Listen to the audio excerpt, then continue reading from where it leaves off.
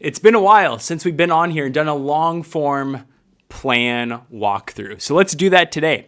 Today we're going to go through an example plan here. We have Jake and Hannah. And Jake and Hannah are looking to retire in the next 3 years. Today they're 60 and they want to know if this is possible. So in this plan, we're going to walk through the 6 key areas that they need to keep top of mind as they plan for this transition. Number 1 is their goals. What do they want to do short term and long term? We're then going to go through their income, their expenses, their investment allocation, their withdrawal strategy and rate. And finally, we'll walk through their tax plan to see if there's anything from an investment perspective that we can optimize relative to their situation. So without further ado, let's dive into it. Again, we have Jake and Hannah, 60 years old. Today, they are still working. Jake has a salary of $119,000 per year, and Hannah has a salary at $68,000 per year. We're going to assume the Social Security estimate. The way this works is they use current salary and salary increases to estimate future Social Security benefits. So we're going to do that for both Jake and Hannah. Currently, Jake has a 401k. He's putting away 3% and matched at 3%. If we go into their monthly expenses pre-retirement, they're spending $7,000 per month. It's important to note that this is exclusive of any expenses like their mortgage, debt, insurance payments, etc. So this is their living expenses here. If we go into their net worth, we can see here that they have a total net worth of about $1.3 million. They have $104,000 in the bank, which we'll address. They have $828,000 across all of their investment accounts. Composed, they have a 401k, an IRA, Jake has a Roth IRA, and then a taxable account. If we go into their property, today's current market value is $475,000, and it's important to note that they still owe $60,000 on this. At least as of now, we have no early payoff, so they're just going to pay down this $60,000 debt according to the existing loan terms.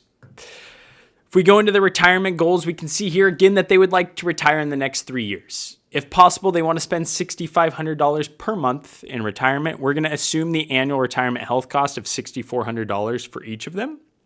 And then we also have this joint vacation goal. Every year, up until the age of 80, they want to spend $5,000 per year for a vacation. It's important to note that we will adjust that for inflation. So now, if we go into the retirement analysis, we can see that today they have an 86% probability of success. And if we look at the assets at the end of the plan, we can see here that they'll have about $2.8 million, much more than they have today. So if we think about the 6 key areas, let's review those goals. If we go back to our goals here, we can see that they want to retire in the next 3 years, spend $6,500 per month, and go on a vacation each and every year in the amount of $5,000 up until the age of 80. Well, we can see here there's additional goals that we can add to maybe better reflect what retirement actually means for them. Do they want to fund college? Do they still have a dependent that's going to college? Do they want to buy a new car? Do they need to pay for a wedding? Do they want to buy an investment property, a second home, or potentially relocate, downsize, build a deck? What is it that Jake and Hannah want to do in retirement? For now, they want to travel a lot, so we know that that's a priority, so we will leave it as is. The next thing we want to go over is their income in retirement. So in order to see their income, let's go to their cash flows. Today, we know that they're going to continue working for the next 3 years, up until the age of 63. And then we can see here that they have a pretty big gap in income from the age of 63 until the age of 67. We are assuming today that they collect their Social Security benefit at full retirement age at the age of 67. Meaning, if expenses stay the same, they will need to fund about $100,000 each and every year. Now, where is this money coming from? Well, if they have yet to collect their Social Security benefit, this money is going to come from their portfolio. And for them, we are using the traditional withdrawal sequence. Number 1, we're going to pull from those taxable accounts, then those tax deferred accounts, and then finally the tax-free account. So that is where this money is coming from. And then we can see once they start collecting Social Security, and then when RMDs kick in, eventually we actually have spend from unsafe cash flows. We no longer have a negative net flow where we need to subsidize that income from our portfolio. And we can see that occurs at the age of 80 until the end of the plan. So when we think about what retirement looks like, we need to be very mindful of this. Does this change how we collect Social Security? Should we collect it earlier if we have that big income gap? And we'll get into that in just a minute. The next thing I want to look at is our expenses and the cost of our goals. We can see here that this $5,000 number under goal, remember, that's our vacation budget. Why is it more than $5,000? Because it's adjusted for inflation each and every year. If we go into our expenses, we can see here that housing, until we pay off that mortgage, makes up a good chunk of, our monthly expenses. Then our just basic living expenses. And then upon retirement, our healthcare expenses. So those are the expenses that we need to be mindful of. We need to account for, today $109,050, again, adjusted for inflation as well as that $5,000 goal. So now let's get into our investments. Pre-retirement, across all of our accounts, we have a 70-30 portfolio with a hypothetical annual return of 8.9% and a standard deviation of 11.2%. And so that's spread across all of our different accounts. If we go into our tax allocation here, we can see again that we have $126,000 in our taxable account, $630 in our tax deferred account, and then $72,000 in that tax-free Roth account. So today we have what we call a growth allocation. If we're retiring in the next 3 years, we're still putting money into that 401k. We're funding that 401k. Upon retirement at the age of 63, remember, we're going to pull first from our taxable account. That is this $126,000 account. Then from this tax deferred account, and then finally from this tax free account. So when we think about allocation across our various accounts, we want to be mindful of this. Maybe because we're going to be relying on our taxable account for income in retirement, early on in retirement, we should be slightly more conservative there. Why? Because we want to make sure that the money, the proceeds that we need from that account, we aren't selling at a loss. What happens if the market goes down by 20%? And a lot of this $126,000 is in those growthier assets. What would this do to our overall portfolio and our income? So when we think about how much we need to pull from that account, we want to make sure that our allocation is reflected in such a way across our different accounts. We call this the bucket strategy. Bucket number 1 is our liquidity bucket. Think 0 to 3 years of liquid investments. Think money market fund, high yield savings. Maybe it's some short-term bonds depending on that time frame for you.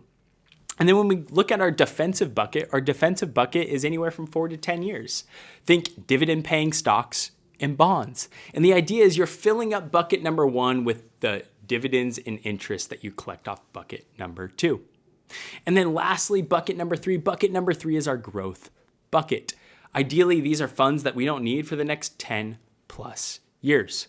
So again, depending on how much you're relying on your portfolio, how are you allocating? How are you using the bucket strategy across your various accounts to reflect the allocation that aligns with your goals in retirement?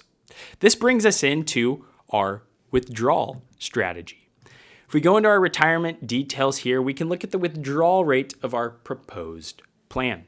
And we can see here again that up until Social Security, we are taking out a substantial amount of our portfolio in the amount of 10+%. But then once Social Security kicks in for the lion's share of retirement, for all of retirement, we're, sub 5% relative to how much we're pulling from our portfolio. And so we can see here early on in retirement, this is where the worry comes from. This is what we call sequence of returns risk. What happens if early on in retirement, for this first couple years, the market drops dramatically and we're pulling 10+% from our portfolio? What risk does that have on our portfolio?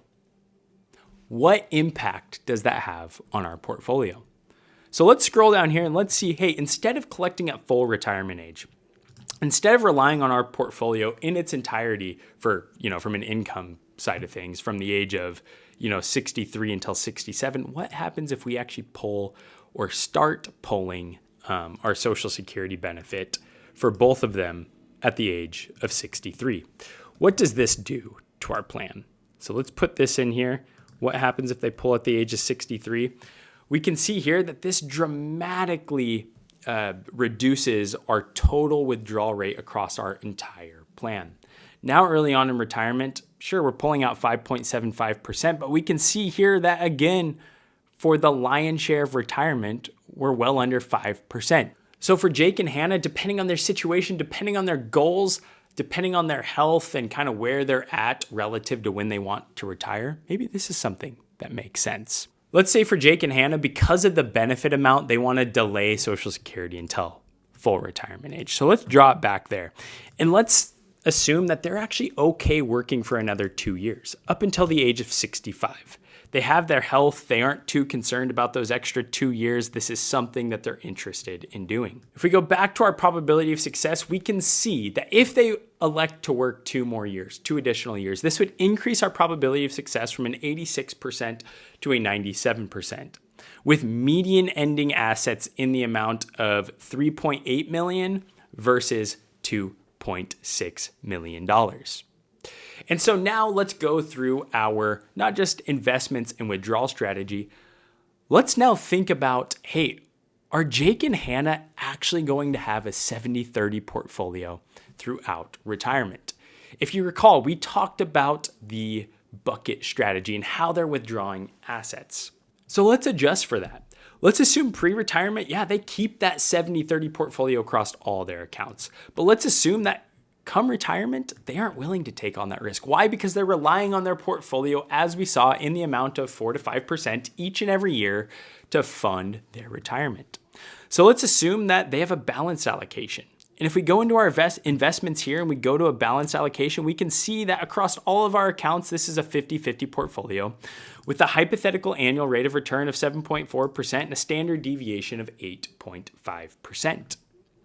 So if we go back to our retirement analysis, we can see here that this actually further increases our probability of success to a 97%, but it does lower, obviously, from having the same allocation pre-retirement and in retirement, it lowers that to $2.7 million, which is actually still above our initial plan. So for Jake and Hannah, maybe they do work 2 additional years. If they aren't willing to do that, maybe they consider collecting Social Security at the age of 62. The idea here, the focus here is to have stability in income. So with that said, let's go into our stress test here. And I want to look at, hey, what happens if equity markets drop by 20%? What would this do to our plan? Let's change this to the proposed plan because this will reflect our pre-retirement and retirement allocation. We can see here that, hey, if equity markets drop by 20%, we still have a 92.2% probability of success versus if we had that 70-30 portfolio and we were collecting Social Security at full retirement age, we can see here that we would have a 72.5% probability of success. Going back to the proposed plan here, hey, what happens if Social Security, which we're relying on for income and retirement, is reduced by 20%? What would this do to our plan? And we could see here this would lower it to an 80.9%. Why? Because we'd be relying more on our portfolio to fund our retirement each and every year. What if we live for 5 years longer? What happens there? We can see here that this doesn't have as much of an impact. We still have a 94.3% probability of success. So guys, for Jake and Hannah, and for your own situation, when you think about retirement, retirement is more than just having a portfolio that might get you through retirement. Investments that you're allocated in that might help get you through retirement. It is crucial as you prepare for this stage of life to align your investments with your retirement goals. Do they need to be income focused? Are you relying on your portfolio to fund that retirement? If you aren't, you're going to have a very different plan than if someone is. You might hear people say you need $1 million to retire, $2 million to retire, $5 million to retire. And that might be true for them. Maybe they're in a different state, high monthly expenses. Maybe they don't have a pension. Maybe they didn't work, and so their Social Security benefits lower. And so as a result, they need substantially more relative to their portfolio balance. but maybe you have a pension. Maybe you have other forms of income. Maybe your Social Security benefit's higher than that person's benefit. And so therefore you are in a much different situation. Maybe you don't need that portfolio balance that they were telling you that you needed. So again, going back to our plan here, the last thing that I want to highlight is the tax strategy for both Jake and Hannah, and specifically around Roth conversions. Since a good chunk of their assets are in those tax deferred accounts, is this something that they should think about? Is this something that they should engage in? And if we go here, we can see that, hey, up to the 10% tax bracket, if we were to do Roth conversions, pull assets from that traditional IRA, pay taxes on that today, this year as ordinary income, and then put that into a Roth IRA, is this something that they should consider? And so if they do that, if they fill up the 10% tax bracket, we can see here that for Jake and Hannah, they'll have about $250,000 more in tax adjusted ending assets at the end of their life. This is indeed something that maybe they ought to think about. And we can see here where they would engage in these Roth conversions. Now, what if they do up to the 12% tax bracket? What does this mean for their situation? And we can see here that this would result in $444,000 more in tax adjusted ending assets for both Jake and Hannah. So yeah, this is definitely something that they should consider relative to their plan. Now, it is important to note that there is a difference between the proposed plan and the current plan. So when we look at the proposed plan, let's go back to our retirement analysis here. We are assuming that they retire at the age of 65. They have a balanced portfolio in retirement, and they are pulling Social Security at full retirement age. Guys, if we reset this back to the current plan, them retiring at 63, with their 70-30 portfolio, you will have a much different outcome here. And so Roth conversions may not make sense for everyone. Depending on your situation, they may or may not make sense. So be mindful of that. Don't just convert for the sake of converting because you like the idea of tax-free in the future. I hope you enjoyed this retirement plan. Guys, if you want a plan just like this, then I invite you to reach out. Happy to walk through, be a partner, and help out in any way I can. And until next time, thank you so much. Bye-bye.